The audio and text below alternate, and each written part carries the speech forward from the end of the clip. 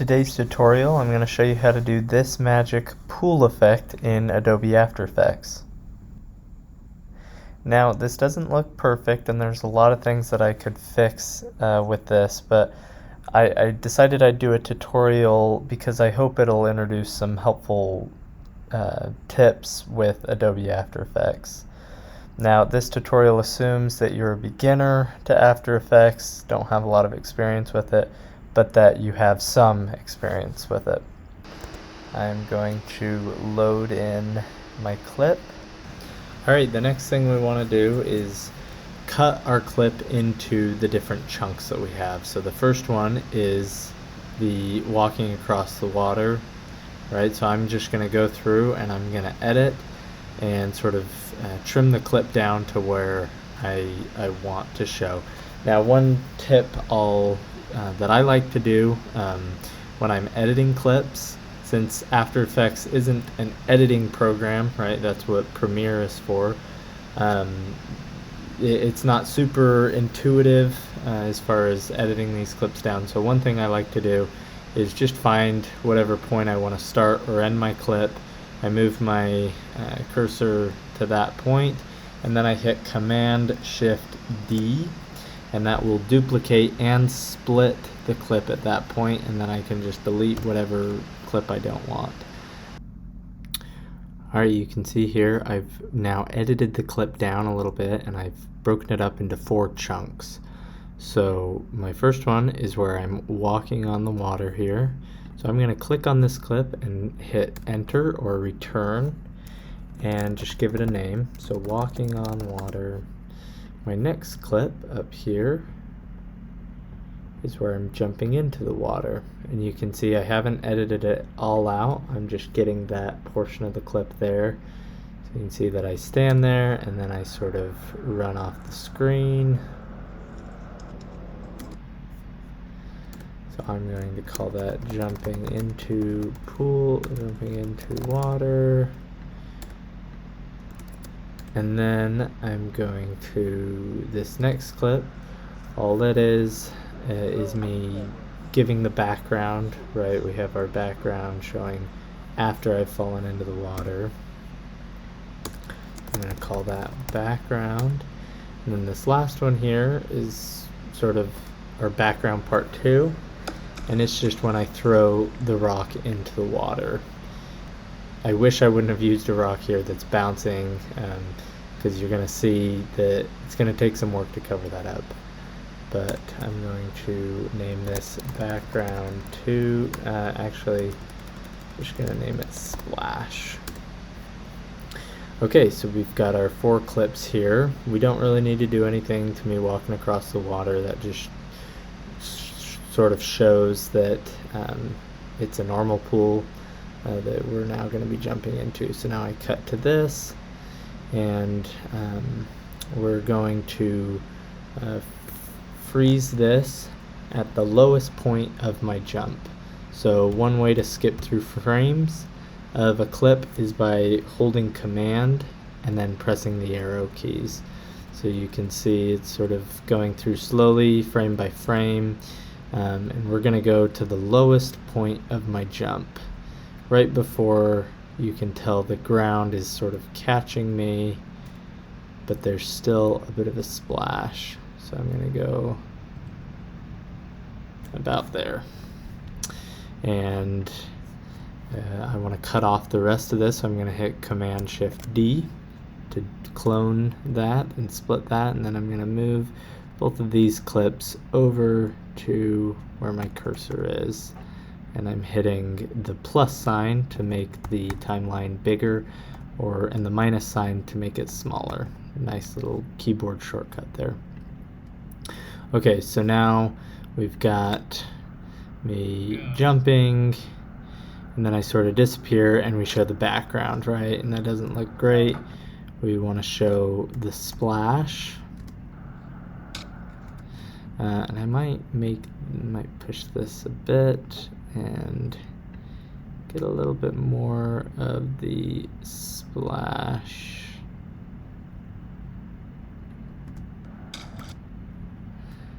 I really want to make sure that I don't get me, yeah, I think right there is where I'm gonna stop it.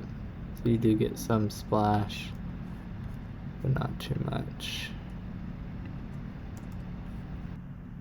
Alright, our next step here is we're gonna bring the splash over and sort of overlay it, because you can see here in our clip that when I jump in, we're not really getting any splash, and I'm actually going to re-add some of the frame here. So when I jump in, we get some splash, and then we cut to the background and we lose the rest of it.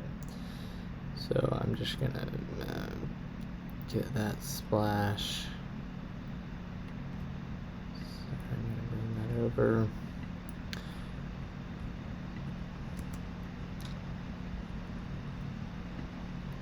So the way we do that is we come to this clip, we're going to move it on top of our background, right? So when I hit the water here,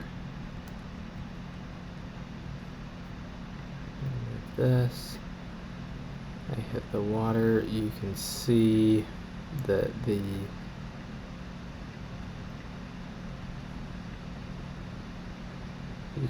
there's some splash.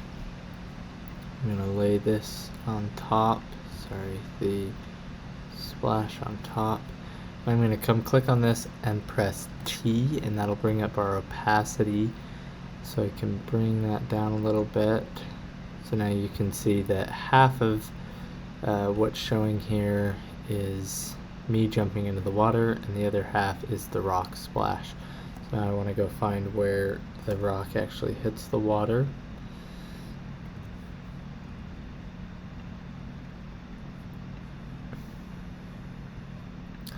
So it's about right there. It might be hard to see. Let me turn this up. But the rock hits about right there. We get a splash. I'm going to do Command Shift D and delete all of what's before that. And then I'm going to just move this clip on top here. I'm going to press T again and bring the opacity down. So you can see there's a splash before I'm hitting the water, so we want to move this over. Bring my cursor over. And so now you can kind of see, maybe if I play here, turn this up a bit. So again, the rock is annoying and we're going to fix that. But now you can see that the splash is happening at about the time I'm hitting the water. So that's nice. We've got kind of a cool look where I'm jumping in, there's a splash, I'm disappearing. Maybe next we'll cover up this rock here. So the nice thing that we can do here is add a mask. So all we're going to do is create, we're going to duplicate the background here. So you can duplicate with Command D. And then we're just going to create a mask with this background, which will cover up the rock bouncing. So I'm going to call this mask. And then I'm going to use my pen tool, and this doesn't have to be perfect, but what I'm going to do is kind of trace where the rock is bouncing a little bit. I mainly just want to cover that up. Oops, did a shape layer. I don't want to do a shape layer. I'm going to delete that. Make sure your mask is selected, the pen tool selected, and let's mask. Oh, my cursor wasn't over my clip, so I'm gonna hide that. Now I'm gonna just trace over this, kind of do a circle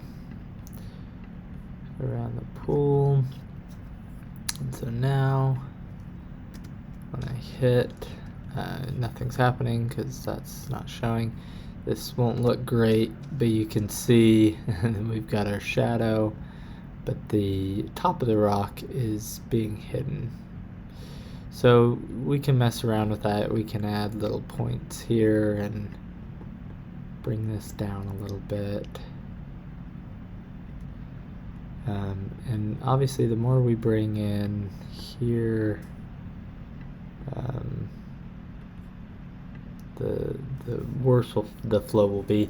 One thing you can do to make it look a little bit better is you can move the position of this around, so we can find wherever the actual splash was of my feet. And so you can see here, if you look right here, the water's still, but as I move through, that's kind of where the splash is. So I can kind of match that up with what's happening in the actual clip here. So if I play this, it still doesn't look great because you've got this cutting out the splash there. So maybe I'll move that. I don't know if I'll be able to get this perfect. I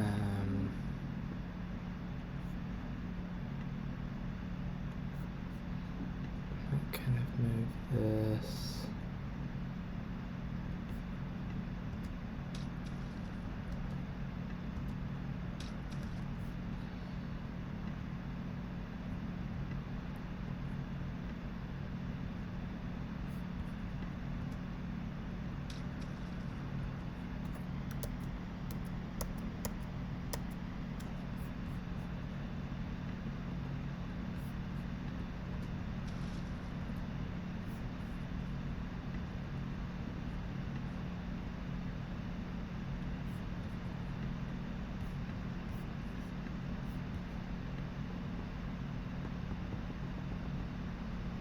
So it doesn't look perfect. I mean, there's kind of a slice down the middle there that we don't really want to cover up.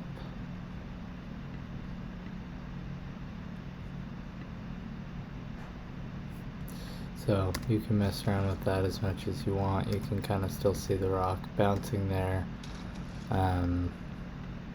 which isn't great. But I'm going to move on for the sake of the tutorial, the timing. So again, the ideal thing here is to not use a rock at all and not have something bouncing along. You want to replicate the behavior of your subject. So that's something we just kind of have to deal with. The next step here is freezing the frame where I jump in, and then moving basically the frozen frame down so it looks like I actually go into the water. So what we're going to do is we're going to cut off just the last frame here right before we cut over to the splash. We're going to hit Command Shift D. I'm going to zoom in here. So we've got this frame. I'm going to right click on this frame and select time, freeze frame. So now what that's done is that's just created a clip, but with a single frame that we can use. I'm going to move that to the top. I'm going to rename that to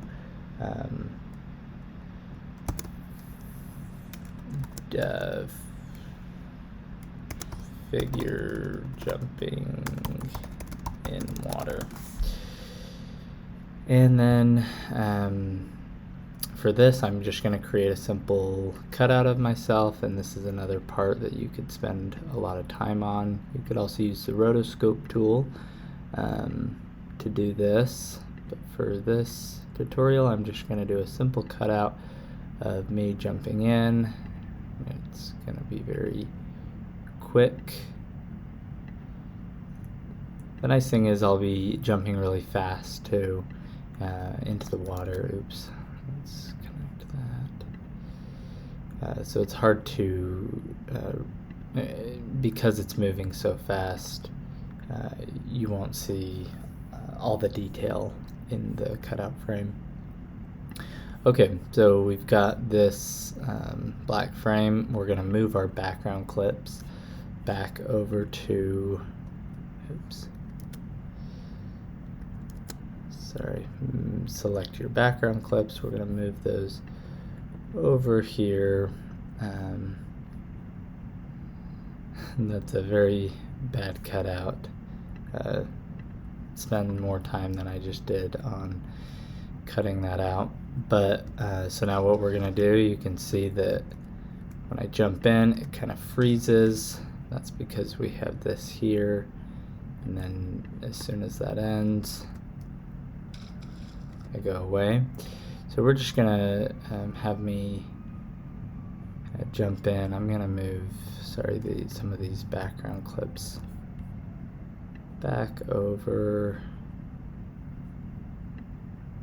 No, sorry, I'm not going to. Okay, so we want to change the position of this figure. Change the position down so it looks like I go down into the water. And there are a bunch of ways to do this as well, but we also want to make sure that I'm just going into the water and I'm not going past. So we're going to select the clip, press P for position, click this little stopwatch for keyframe. So this is telling the clip where we want to start, the position we want to start, and then as we move the cursor along the timeline here, we can change our position, and you can see another diamond popped up, so we've got another keyframe there, and you can move it down. So now if we play this, it'll look really bad, but this kind of gives a sense for how fast you want the figure falling into the water. Right, so it's still a little slow.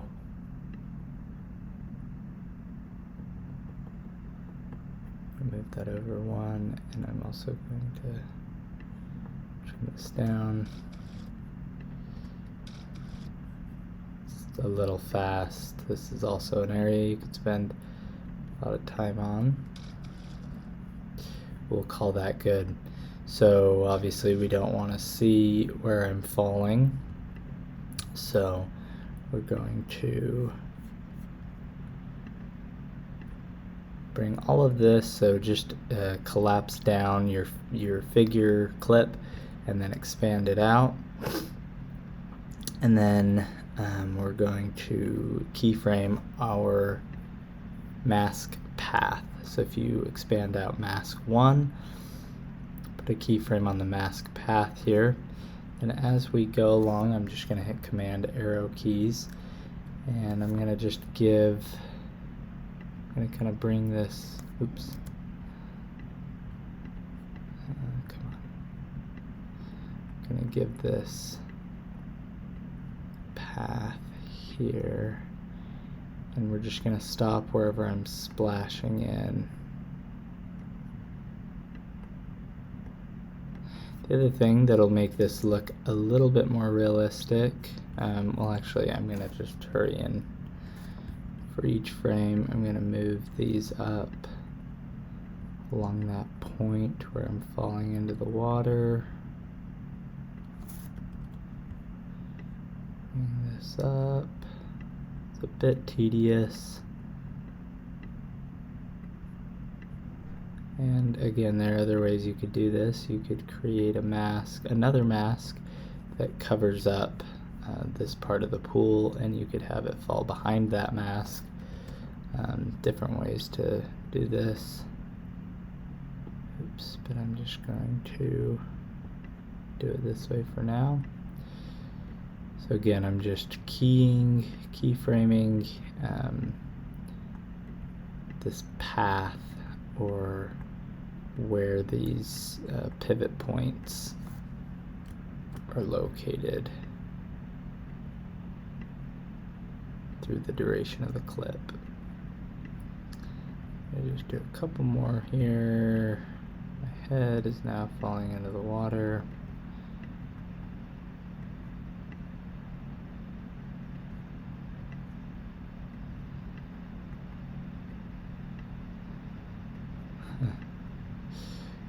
There are other ways to do this, but this works.